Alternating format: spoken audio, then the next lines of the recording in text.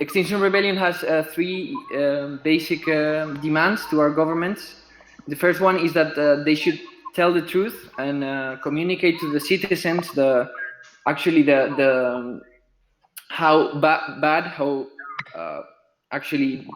how deep we are in this crisis, and communicate this crisis. Also, we instate like media and like communication related platforms to also tell the truth about this climate crisis, because we are in an emergency, right? We are running out of time.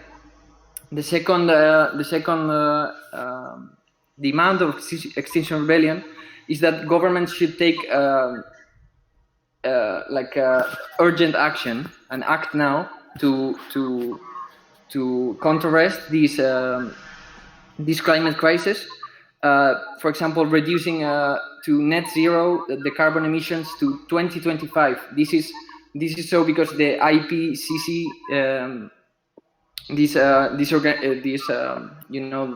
they make a yearly report, more or less, where they assess climate change, and they tell us that if we want to keep below a safe global warming, we should stop greenhouse gas emissions by 2025. So that's only 5 years. We have a very small window to act, and of course halt biodiversity loss, because biodiversity is like a natural barrier against, for example, pandemics, as the one we are living in right now. It also provides us to the basic needs, like food and water. So we ask our governments to act now and do it urgently, because we are running out of time again. And the third demand of Extinction Rebellion is that we have to somehow regenerate our democratic systems, because, as I told before, they have somehow failed us, and they cannot act in the way we need, in the sense that we're running out of time, and we know that usual politics will not do it on time, right? So we ask that governments should create these citizens' assemblies, where citizens join in a conversation about how to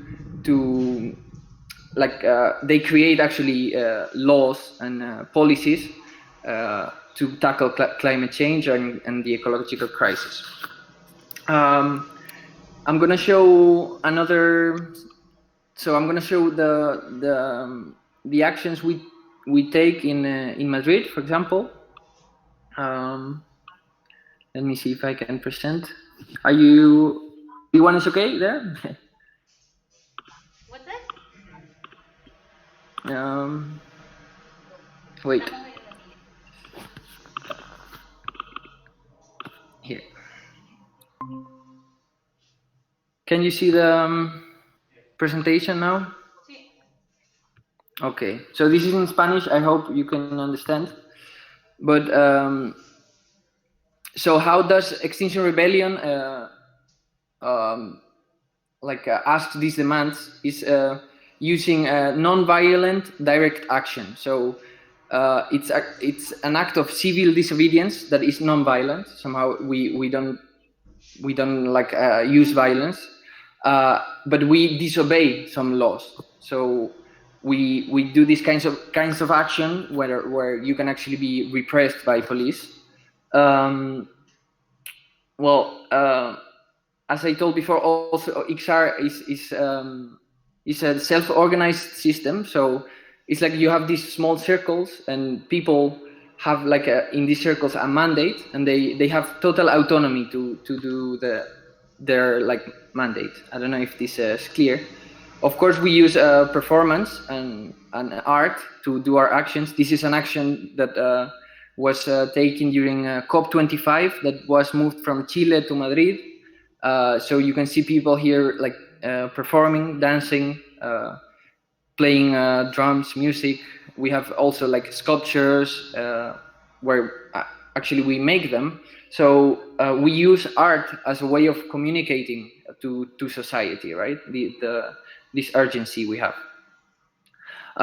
As I told before, Extinction Rebellion, you can join in many different ways. You can be there in person. You can work from home. You can do anything you want. You can go to these actions, to the nonviolent direct actions. You can work from home or help organize these actions, and you can support these by many other means, like giving like economical support, or in the web. You can also work with us. So this is a global movement also. We are in many different places in the world, and we work, as I said before, like in different knots. Each knot in a place in the earth has this total autonomy, right? So I don't know if there's a point here in Fuerteventura, but I hope after this you can create one, and would be nice. Yeah, this is yeah. There's some in Gran Canaria, actually. Look at here, but maybe not Fuerteventura. So yeah, I encourage you to join this movement, and maybe try to communicate to these knots in Canarias also. I'm going to show some actions that we've been taking for these years. This was the first action of Extinction Rebellion in Spain, in front of Repsol headquarters. So to actually denounce their impact on the environment, right? This was in front of the PSOE headquarters, the Labour Party in Spain that is now ruling. We were asking them to declare climate emergency, and they did actually. But of course, it's been quite. They declare climate emergency, but they don't take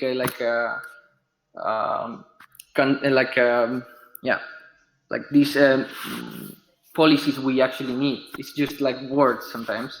So we need to still act.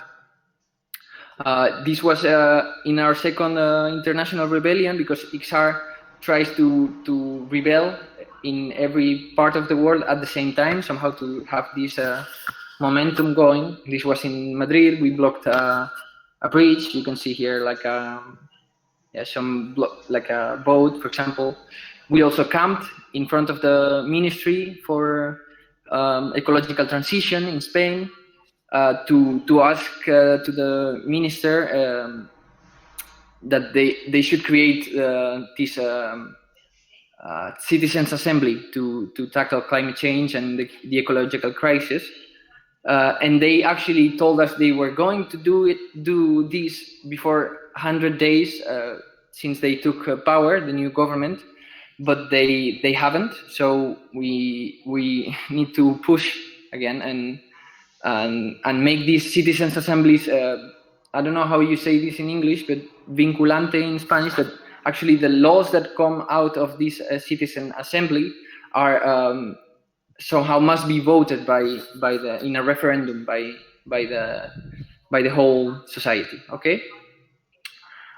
This was, for example, during COP25, also in Madrid. You can see how our actions are very inclusive. We block somehow a road, and everyone can join. We also try to make these actions somehow cheerful. Of course, depending on the narrative of these actions. But this, for example, everyone was dancing for life. We were dancing, "Staying Alive," this famous song, and yeah. So you can see how our actions are very colorful and lively, right? This was in front of the place where COP25, the official conference of the part was taking place. You know, where governments join also stakeholders to talk about climate policies. and we were here in the gates of this conference to denounce that they were actually, it's just like a theater they make there. And we gave the voice to native people that were they are of course the people that are in the first like in the front line of the climate crisis, and they are being killed because of defending biodiversity and so on. So yeah, there were many other actions. I'm gonna show maybe the last thing that happened yesterday, because we're having our third rebellion now. Actually, we have an action this afternoon in Madrid, also very beautiful. I hope you can follow us on Instagram, for example, or Facebook, and you can see there our actions today. I'm gonna try to show the last thing that happened yesterday.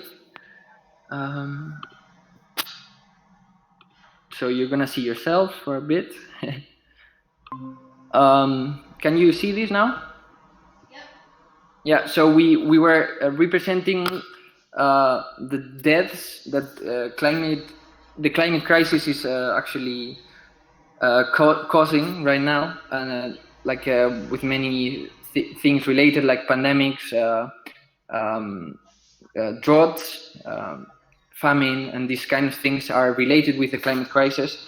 And in this action, we were denouncing this in front of the court. No, not the court. Sorry. How do you say this? The Parliament for Spain. And this was actually yesterday, and it's quite a powerful message, right? We want to tell the government that action must be taken like right now, otherwise we will run into very bad trouble. And yeah, you can see my face, I think here, it was yesterday. These are the scientists that we try to also join with many different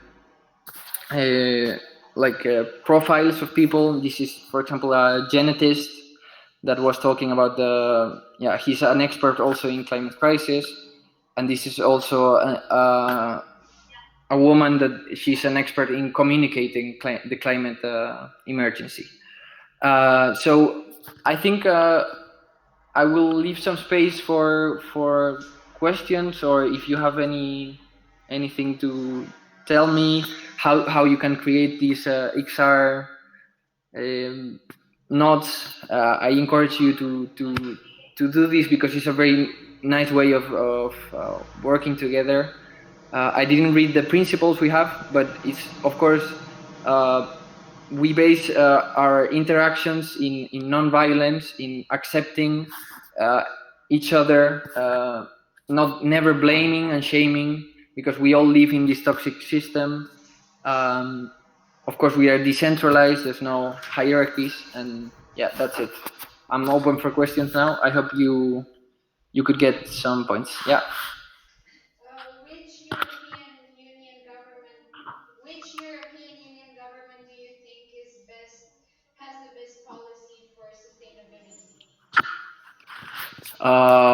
It's hard to say, because most of them are just failing to meet these goals, right?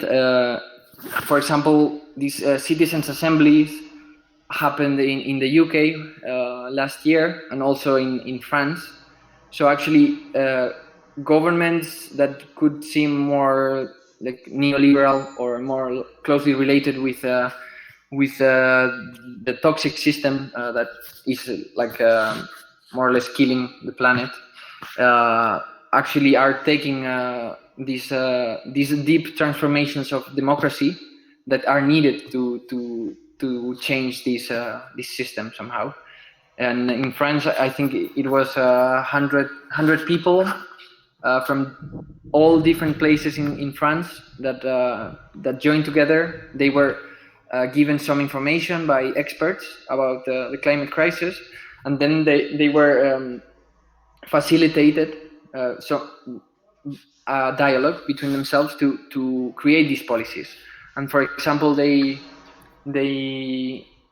they passed the proposition of law that ecocide. So I don't know if this term is familiar to you, ecocide. So if someone makes like a, I don't know, like a, for example, destroys a habitat or like a habitat or a natural space, this can be seen as a like a felony now in France. But of course, these kind of laws, they need to be voted in a referendum. So yeah, I think more or less the climate crisis and these things are starting to be in the like in the center of the the agenda for governments, but yeah, they go very slow usually. So I hope yeah, we must act to make these governments act sooner and yeah, more like bolder, right? Thank you. I have a question. For some people, I will come closer. Yeah, thank you. For some people who doesn't know, what does it mean to be climate activist, and how has your life changed? Okay, thank you. So I think being an activist is the first thing is that you notice that there's something wrong, right? And then when you become an activist, I think is when you join with people that share your like feelings or thoughts about this crisis, and you when for example today we are doing like some action. Somehow we are creating some understandings between people, and this is actually action, right? You can, whenever you join with people and do something, that's taking action because you're actually changing something. So yeah, I guess if you're in this in Fuerteventura, the things you do, you're also activists. So thank you also for the work you do there, and it's actually nice to see everyone there like so committed to this thing. Have you And ever been yeah, arrested for protesting? sorry. Have you ever been arrested for protesting in front of a public building? Can you come a bit closer? Because yeah, it's hard.